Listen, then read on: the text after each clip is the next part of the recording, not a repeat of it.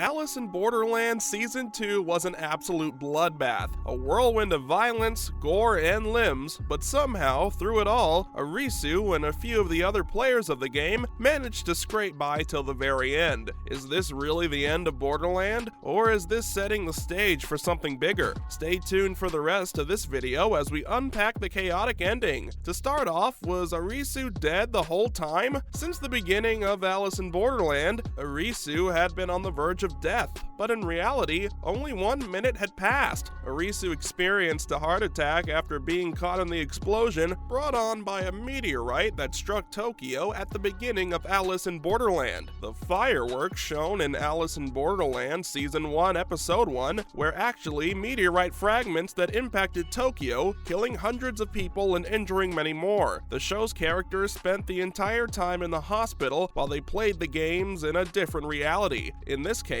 Borderland refers to the space between the states of life and death, where the series characters were in critical condition. They had all experienced cardiac arrests, and the sensation of being on the verge of death was translated into a reality where they were uploaded and had to quite literally fight to stay alive. As a result, none of the Alice in Borderland games actually took place, at least not in the real world. The finale of Season 2 of the show, like the ending of the manga, doesn't reveal anything about the forces responsible for the Borderland War royalties. However, it's obvious that whatever was at the root of Alice in Borderland's purgatory is something more metaphysical or spiritual, as opposed to highly developed humans from the future or aliens. As the Queen of Hearts jokingly said, let's look at all those who survived Borderland. Arisu completes the croquet game, and even though Mira technically wins the lawn game, she gets lasered, as does every face card citizen who loses the game they host. This suggests that all of the face cards and all of the cards have been cleared, and the survivors have the decision to make. Tata also died when he severed his arm and bled to death to remove his game bracelet so Arisu could win the King of Clubs, killing Kayuma and his bandmates.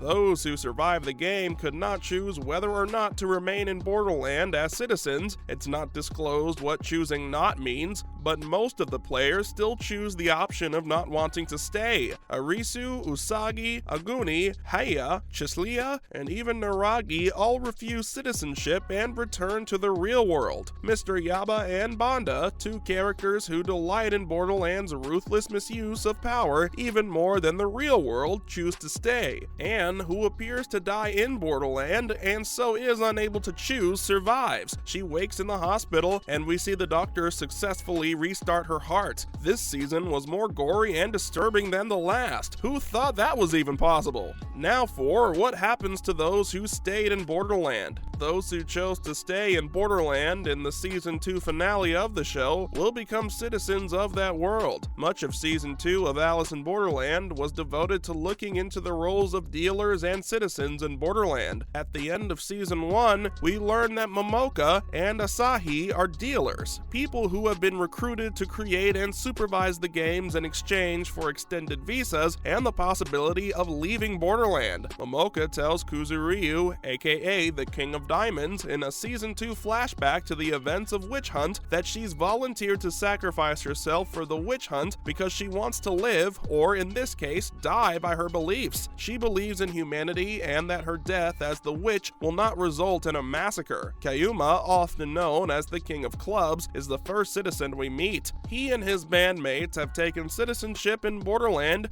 a decision we only completely understand once the season is over. In a flashback, the man who'd become the King of Spades takes the post at the end of the previous cycle. It's hinted that before becoming the face card killer, he was someone like Aguni fighting to overthrow the previous King of Spades. If Aguni opted to remain in Borderland, he would be a strong contender for the position of King of Spades. What's more is that the players who return to the real world and end up forgetting Borderland. The Borderland players who refuse citizenship awaken in the real world to discover they are survivors of a horrible horrible meteorite event. Chisiya and Naragi, who were bleeding out next to one another in Borderland, are now in the same hospital room. We get to see Kiyuna's tearful reunion with her supportive mother. The characters have no memory of their time in Borderland, which is probably for the best. Surviving a meteorite strike seems like enough to deal with. Having said that, those who had connected in Borderland seem to recognize something in one another. While it may seem like a simple hallucination or a dream that Arisu had while fighting for his life, to some of us, we think the show made it out to be more than just that. The way that people from Borderland somehow feel connected, and the flashbacks prove that maybe Borderland does actually exist. The proof is in Arisu and Usagi, perhaps because of their Borderland connection, or simply because they like one another. The two strike up a playful conversation by the hospital vending machine. The episode ends with them taking a walk together as they did back in Borderland. The manga sequel shows that they get married by the end, but we'll have to wait and see what their TV show fate holds for them. Moreover, let's look at what the games really aim to do. Arisu, Usagi, and others eventually realized that the goal of the games was not just to challenge the competitors, but also to expose their true selves. Humans live a full life of contradictions, and the games were designed to peel away the layers and reveal the true nature of each and every individual. When Arisu and his team played the first game, Osmosis, they were forced to confront the truth they had been avoiding. The king of clubs, Kayuma, had said that the gaming world was more real than the actual world. He said that the games were personifications of conversations in this world, but that the participants always told the truth. When someone's life was on the line, there was no room for hypocrisy. A guy may have pretended to be a noble, willing to give his life for the sake of others, but the games in the Borderland proved whether or not what they claimed was genuine. Kayuma believed that facing death altered a person on the inside. When Arisu and Usagi participated together in their second game, Checkmate, against the Queen of Spades, they watched how people abandoned their ideals and principles at the first hint of trouble. Usagi had to convince people near the end of the game that it wasn't always about winning or losing, but keeping humanity alive within them. Now we finally learn about what Alice in Borderland's Joker card means. The Season 2 finale of Alice in Borderland can be considered a happy one because most got to wake up in the real world after realizing they wanted to keep living, but is it really the happy ending everyone thinks? As the second season comes to an end, the camera pans to a table in the gardens where many cards are scattered. They are carried away by a light breeze, leaving only one card, the Joker.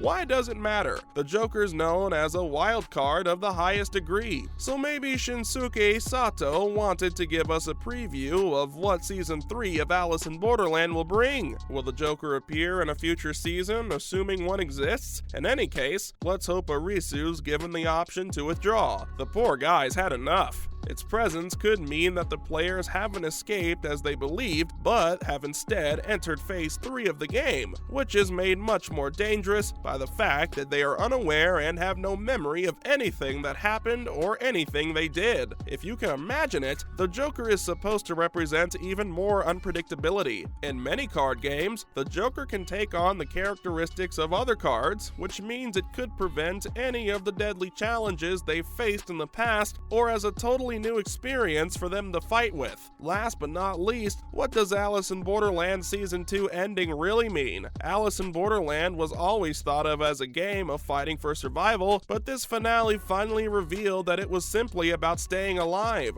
Arisu and the other Alice in Borderland characters were on the brink of death, existing in another dimension when their hearts stopped. On the other hand, most of the main characters in Alice in Borderland lacked something in the real world. Either it was empathy, love, or purpose. Arisu, for example, was suffering from depression, Usagi with grief, and Chisiya no longer cared about other people's lives. The Borderland games taught them that life was something to fight for. At the end of Season 2 of Alice in Borderland, when the characters had to decide whether or not to stay in Borderland, they were deciding whether or not they wanted to survive. The near-death experience gave Arisu, Usagi, and the other Alice in Borderland characters a second chance, not to mention how it changed their perceptions of the world despite their lack of memory of what happened. Josiah, for example, wakes up with a changed attitude regarding the world while not knowing why. Alice in Borderland's lesson was to keep moving forward regardless of the circumstances, which inspired Arisu and his companions to survive in the real world. That's a wrap for this video and our overview of everything that took place in the Season 2 finale. Which one were you the most surprised by?